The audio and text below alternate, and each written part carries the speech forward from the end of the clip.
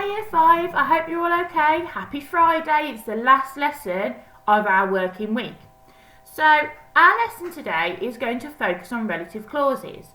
The first thing I want you to do is pause the video, go and find somebody in your house and tell them what the focus of the lesson is, what a relative clause is and what it does for the reader. Off you go. So hopefully you've told them that a relative clause is a clause that we add to a sentence to give us extra information about the subject. And it helps to create a better picture in the reader's mind as they're reading. Now, hopefully you remember that a relative clause always needs to start with a relative pronoun. So here they are.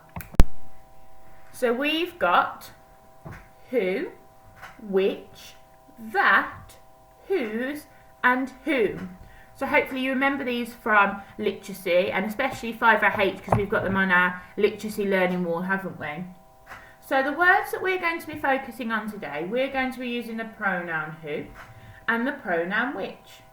So the pronoun who requires us to talk about a person, and the pronoun which requires us to talk about an object. So first of all, I'm going to model writing a sentence with a relative clause in using the relative pronoun who. And we'll talk about a few misconceptions and refer back to our work that we did on relative clauses before Easter. So because we're using the relative pronoun who, we need to talk about a person. And the person my sentence is going to talk about is Mrs. Albright. So I'm just going to write a very simple sentence first of all, telling us what Mrs. Albright was doing in the story.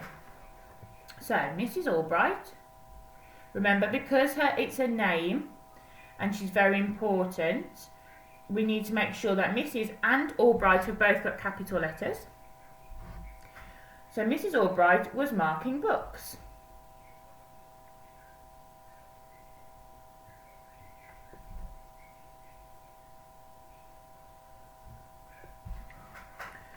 So because our relative clause is going to be telling us about Mrs. Albright, my relative clause needs to go here.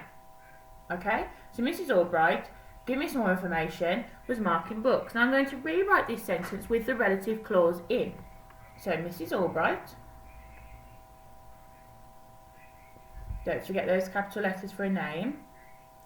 I'm going to use my relative clause, who, and I'm going to tell the reader how she was feeling because that's quite a key part to our story. So Mrs. Albright, who was cross and tired,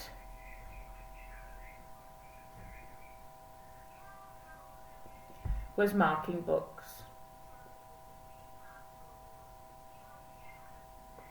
We could add on one of those words that we talked about yesterday, couldn't we? How was she marking those books? So Mrs. Albright, who was cross and tired, was marking books with ferocity.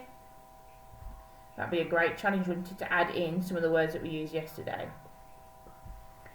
So I've written it now. So Mrs. Albright, who was cross and tired, was marking books with ferocity. Can you tell the person in your house what the relative clause is in that sentence? Pause me and do that. So hopefully you've told them it's who was cross and tired. And I'm also hoping that you're screaming at your computer screen saying, Miss House, you've forgotten something. You've forgotten some commas.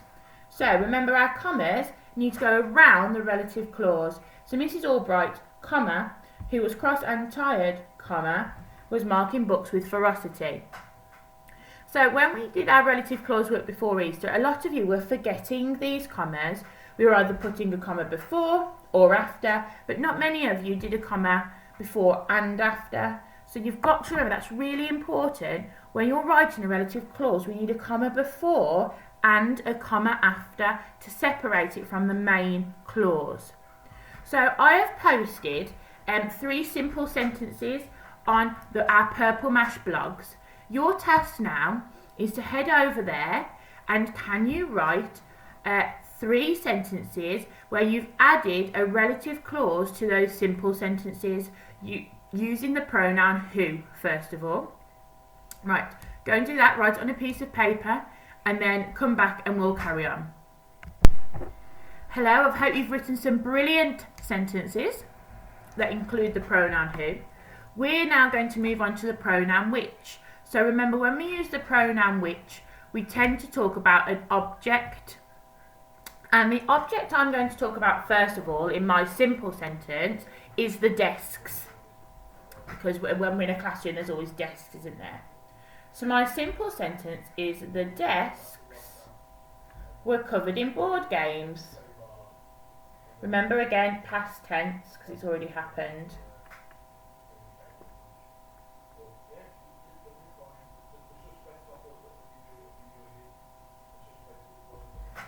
So the subject of our sentence is the desks. That's what we want to give the reader more information about. So our relative clause needs to go here. So I'm going to rewrite the relative clause and I'm going to give some information about the desks because I want to create that really bright picture in the reader's mind. So the desks, what do I need to add after the desks? What punctuation? I need a comma, don't I? Brilliant. So the desks, which were bright blue. Again, I need that comma after the relative clause. So that's my relative clause there. The desks, which were bright blue, were covered. Now challenge yourself. Can you add some more adjectives or some more detail to the simple sentences? So I'm going to describe the board games. I'm going to add an adjective.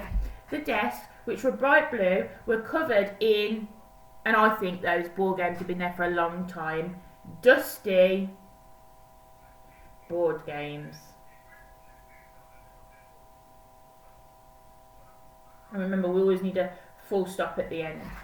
So the desks, comma, which were bright blue, comma, were covered in dusty board games. So can you see how much better this sentence is compared to our simple one? How it's given the reader so much more information. We now know that the desks were bright blue and that the board games were dusty, which tells us they were old. So again now, your task, head over to Purple Mash and look at the other 3 simple sentences and add a relative clause using the pronoun which.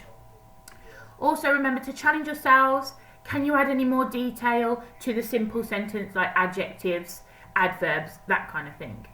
Remember, when you've finished, take a picture and post them on our blog or email them to us. We love reading your work. We love seeing your fantastic handwriting. So come back on Monday then and we'll carry on our work on our finding story. Have a lovely weekend and I'll see you soon. Bye.